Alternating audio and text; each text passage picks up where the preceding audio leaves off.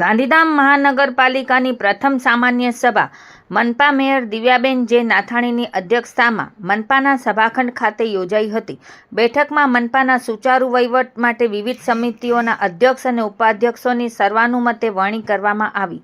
Public workers સમિતિના અધ્યક્ષ તરીકે બિપિનભાઈ આહિર, ટાઉન પ્લાનિંગમાં વિજયસિંહ જાડેજા, વોટર વર્કર્સમાં મોહનભાઈ ભાનુશાલી, લો એન્ડ ઓર્ડરમાં રામભાઈ માતંગ, સેનિટેશનમાં ઘેલાભાઈ ભરવાડ, ફાયર એન્ડ લાઇટિંગમાં ધનજીભાઈ હુંબલ, ટેક્સેશનમાં AK સિંહ, ગાર્ડન સમિતિમાં અનિતાબેન દક્ષિણી, લાઇબ્રેરી સમિતિમાં કાંતાબેન સોલંકી તથા સોશિયલ વેલફેર સમિતિના અધ્યક્ષ તરીકે લીનાબેન ધારકની વરણી કરવામાં આવી હતી।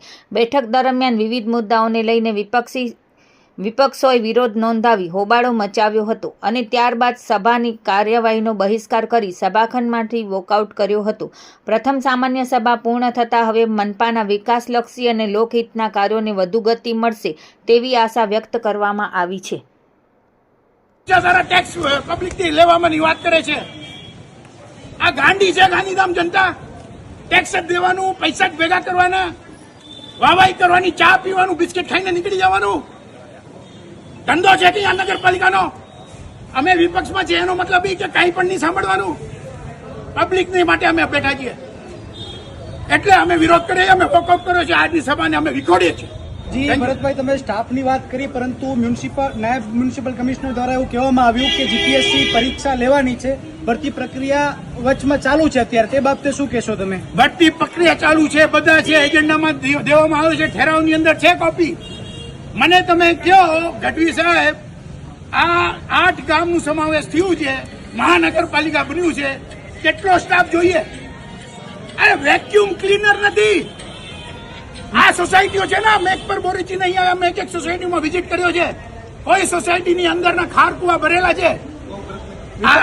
વિપક્ષ દ્વારા આ બાબતે અત્યાર સુધી શું આંદોલન કરવામાં આવ્યું, શું કાર્યવાહી કરવામાં? હવે અમે આંદોલન કરશું, કારણ કે આજે પહેલી સભા હતી, આ મહાનગરપાલિકાની પહેલી સભા હતી। આજે અમે અમારા મુદ્દા મૂકવાના હતા પબ્લિક માટેના, એ લોકો પબ્લિકના જેબમાં હાથ મૂકે છે, જે અમે વિરોધ કરીએ છીએ। પબ્લિકના જેબમાં હાથ નહીં મૂકવાનું અત્યારથી જ, પહેલા પબ્લિકના કામ કરો।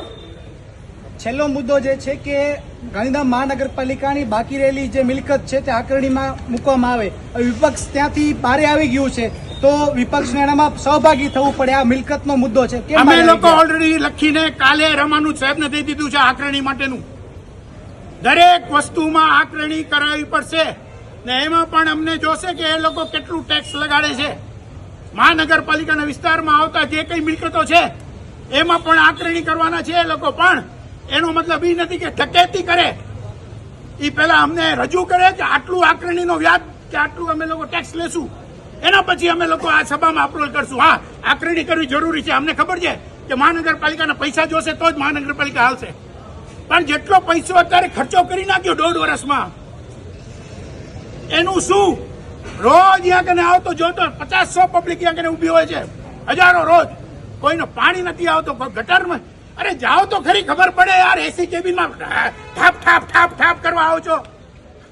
મહાનગરપાલિકાની સૌ પ્રથમ સામાન્ય સભા શાંતિપૂર્ણ રીતે પસાર થઈ, પરંતુ જે વિપક્ષ દ્વારા જે મજબૂત વિરોધ થવો જોઈએ એ અડધા સભ્યો એમના વોકઆઉટ કરી ગયા, અને નવાઈની વાત છે કે અડધા સભ્યો જેને પ્રજા માટે થઈને પ્રશ્નો ઉઠાવ્યા, એટલે એ બહુ સારી વાત કહેવાય। એટલે મારી વિપક્ષને વિનંતી છે કે ખાલી ફક્ત પ્રજાએ તમને જ્યારે ચૂંટીને મોકલ્યા છે ત્યારે આપ આવી રીતના વોકઆઉટ કરીને હાલ્યા જાઓ છો તો એ યોગ્ય વસ્તુ નથી। અને બાકી આજની સભામાં જે વાહન વેરો નાખવામાં આવ્યો છે તો એના માટે આપણે જે સ્વભંડોળ મજબૂત કરવું જોઈએ અને સગવડો પ્રજાને સારી રીતે આપવી જોઈએ, એના માટે જ ફક્ત નાખવામાં આવ્યો છે। અને ટેક્સ માફીની સ્કીમ જે એક બહુ સારી વાત છે, જેનો વિપક્ષ દ્વારા પણ અમને ટેકો મળ્યો છે, અને પ્રજાહિતમાં એ નિર્ણય અમે બહુમતી સર્વાનુમતે લીધો છે। વિપક્ષ દ્વારા જણાવવામાં આવ્યું કે કોઈ જાતની વાત સાંભળવામાં નથી આવતી, ટેબલ પછાડવામાં આવે છે અને ફક્ત સત્તા પક્ષ દ્વારા બિસ્કિટ ખાવામાં આવે છે, એવા આક્ષેપ કરવામાં આવ્યા। વિપક્ષ આપ જોઈ શકો છો કે વિપક્ષ સામાન્ય સભામાં જનરલી સત્તા પક્ષ બહુમતીના જોરે વોકઆઉટ કરીને ચાલ્યો જતો હોય છે। આજ પહેલી વાર મેં મારી લાઈફમાં જોયું કે વિપક્ષ વોકઆઉટ કરીને ચાલ્યો ગયો, એટલે આ કોઈ સારી વાત ના કહેવાય.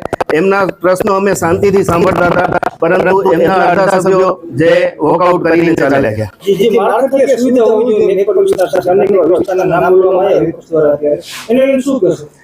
હજી અમે સત્તામાં આવ્યા અને 2 મહિના જેવો સમય થયો છે. અમને મહિના જેવો અને કમિટી આપણે જે હોદ્દેદારોને મહિના જેવો સમય થયો છે. ચેરમેનો આજે બન્યા છે, તો કોઈ પણ માળખું નવું બને તો થોડોક ટાઈમ લાગે.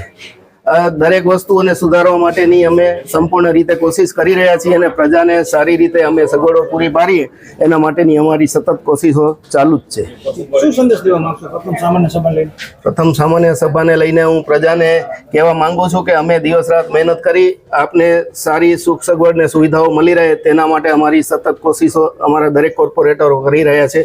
આપને પણ વિનંતી છે કે આપ પણ એમાં ગામના વિકાસ માટે અમને સહયોગ આપો.